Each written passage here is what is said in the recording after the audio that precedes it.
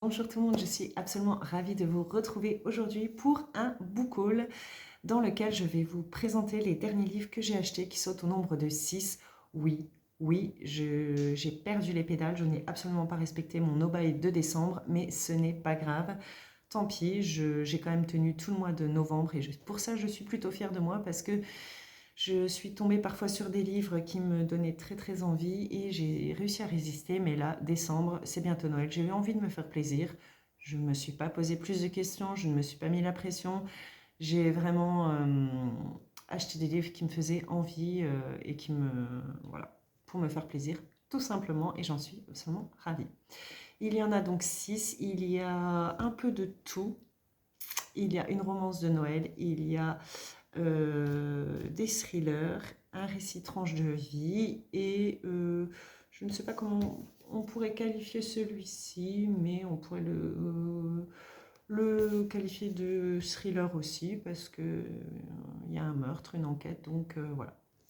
Eh bien écoutez, j'espère que ce programme vous plaît. Je vous invite chaudement à vous installer confortablement, pardon, et on va commencer maintenant. C'est parti, je joue les hostilités avec un auteur que j'aime énormément. C'est son 3e livre.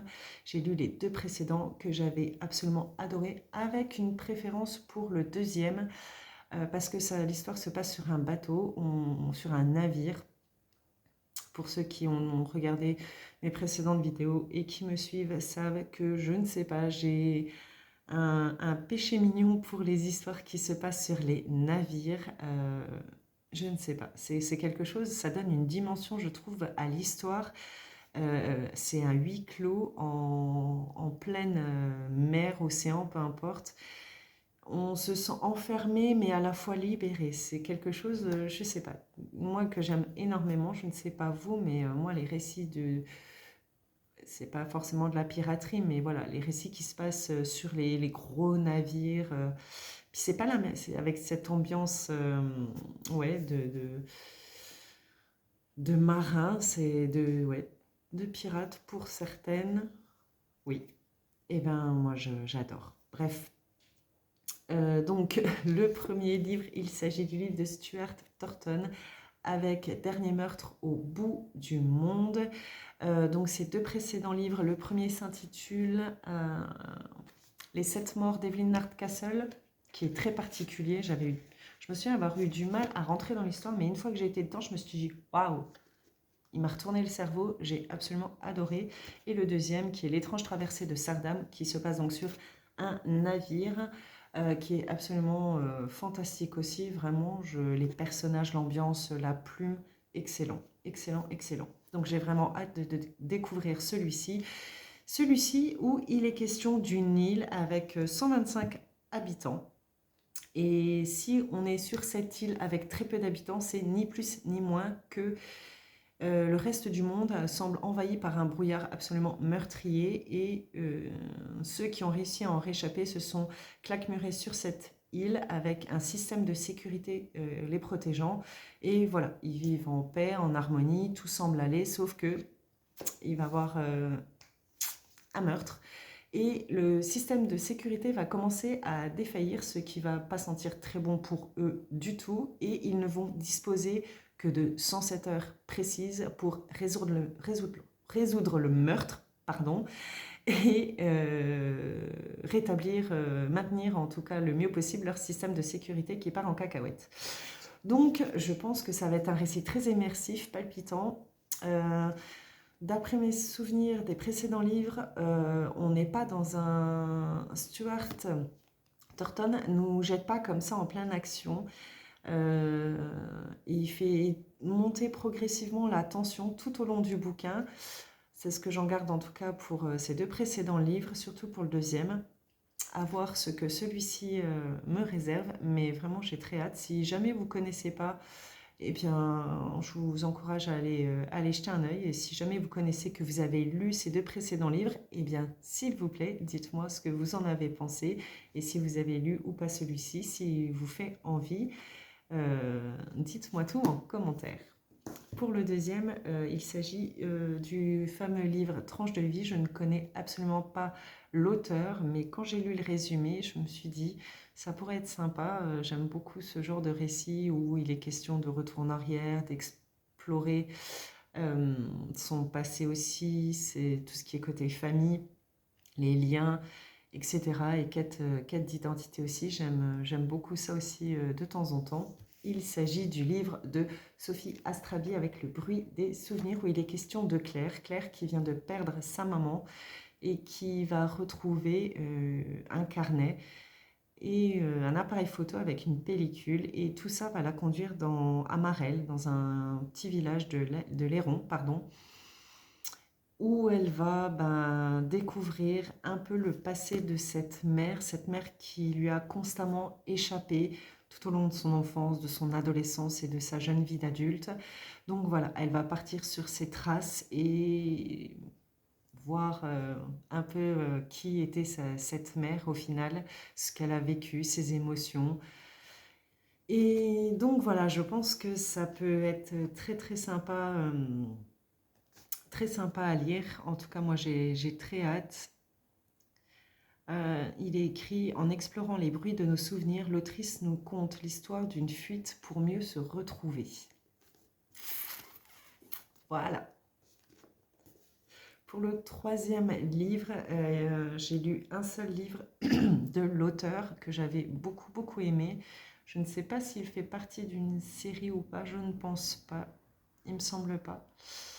Faudra quand même que je vérifie parce que s'il y a des tomes précédents, mais je pense que ça a l'air d'être un one-shot. Hein, donc, si jamais vous avez des infos, n'hésitez pas à me dire en commentaire, à me dire non, non, non, attends, avant de le lire, il y a ça et ça à lire avant.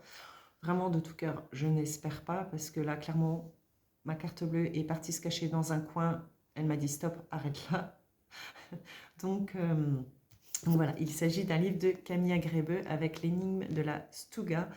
Et dans ce livre, il est question d'un couple qui ont tout pour être heureux, une bonne situation financière, une belle maison.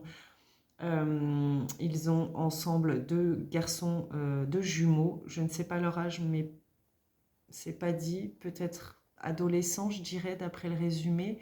Je ne sais pas trop. Bref. Et lors de la grande fête traditionnelle de l'écrevisse, où l'alcool va couler à flot, où tout le monde va s'amuser, eh bien, le corps d'une fille, Bonnie, qui est la meilleure amie des jumeaux, va être retrouvé. Le meurtre apparemment ne va pas être résolu, mais 8 ans plus tard, la femme, Lick, la maman des jumeaux, va être mise en examen et va devoir replonger dans le passé. Donc, est-ce qu'elle est coupable? Est-ce qu'elle est non coupable? Est-ce qu'elle protège ses fils, son mari, un voisin, son amant? Pourquoi pas? Je ne sais pas, mais en tout cas, j'ai vraiment très très hâte de découvrir cette histoire, bien évidemment. Je vous disais que j'avais glissé une petite romance de Noël, une auteure qui est très très connue, que je vois passer partout, partout, surtout au moment de Noël, forcément. Il s'agit du livre de Sarah Morgan, Noël surprise dans les Highlands. J'adore la couverture. Ça va être très très dur de me décider pendant mes vacances vers quel livre je vais me diriger parce que vraiment j'ai tellement tous envie de les lire. Sans compter que tous ceux qui m'attendent là sur mes petites étagères, je vais vous demander de voter, je pense, pour définir, choisir mes lectures. Alors, dans ce livre, on y suit, je ne sais plus les prénoms, Gail qui semble complètement, qui se sent perdue et qui va proposer à ses filles de passer Noël en Écosse afin de ressouder sa famille seulement. Et ben, ces lieux ne lui sont pas inconnus à Gail puisqu'elle a un passé en Écosse. Et apparemment, en Écosse, elle a vécu son premier amour. Donc voilà, il y a déjà toute la partie là, je pense qu'il va être sympa. Est-ce qu'elle va est-ce qu'elle va retomber, recroiser son premier amour? Est-ce qu'ils vont se retrouver ou pas du tout? Je ne sais pas, mais j'ai très hâte de le savoir. Et il va y avoir Ella, qui ne sait plus sur quel pied danser. Ella est la maman de Gail, qui est une businesswoman qui semble très droite, très redoutable.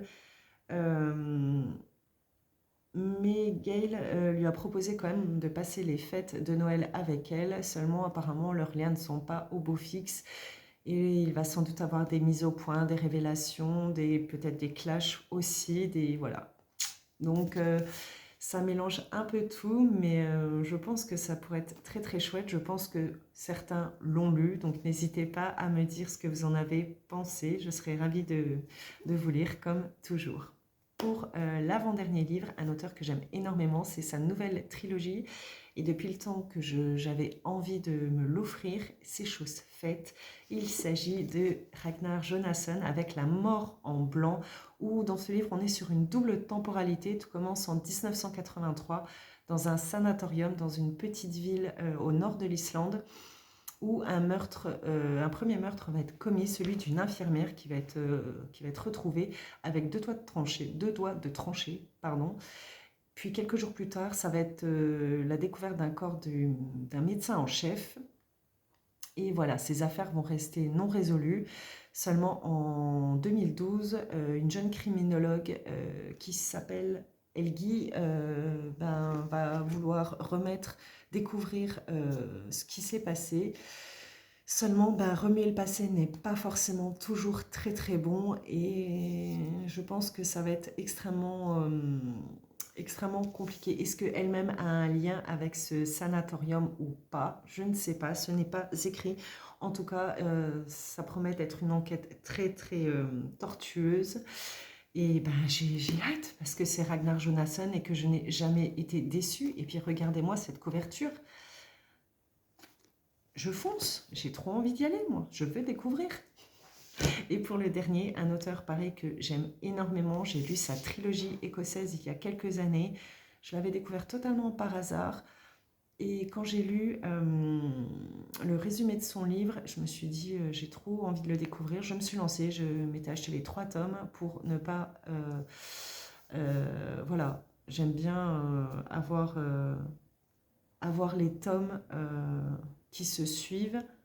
Après, si je n'accroche pas, c'est pas bien grave. Bon, il est bien évident que s'il y a 10 tomes, je n'achèterai pas les 10 d'un coup, mais là, honnêtement, j'avais été voir les avis et je me connais en tant que lectrice, je connais mes goûts et j'avais très peu de chances de me tromper et je ne me suis pas trompée puisque j'avais lu les 3 tomes, je pense en un mois de temps.